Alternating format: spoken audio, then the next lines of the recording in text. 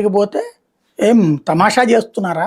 ఉండేది మీ ఆస్తులు, మీరు మీ జీవితాలంతా ఎక్కడ వెళ్ళి ఆడేమో సాష్టాంగ పడొస్తారా, మేము పనికిరామా అన్నటువంటి కోపం.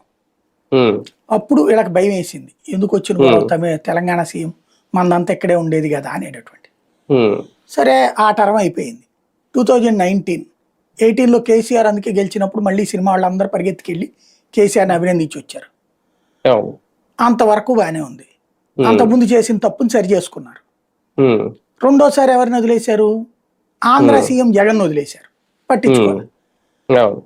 దాంతో జగన్ ఏం చేశాడు, ఓహో మీకు మేము ఆనమా, మీకు వచ్చే ఆదాయంలో 70% ఆంధ్ర నుంచినే, నేను సీఎంగా గుర్తుకురానా అనిపించింది.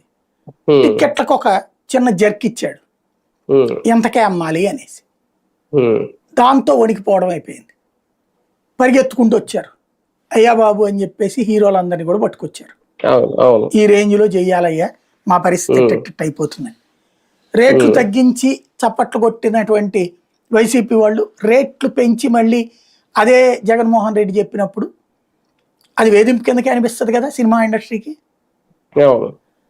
తన దగ్గరకు వచ్చాక మళ్ళీ రేట్లు పెంచడానికి ఒప్పుకున్నాడు. మరి అంతకుముందు సాధారణ ప్రజలు సినిమా టిక్కెట్లని వినోదం ఎంజాయ్ చేయలేకపోతున్నారు అన్నది మీరే. అదే సందర్భంలో మళ్ళీ ఆ రేట్లు పెంచడానికి అనుమతించింది మీరే.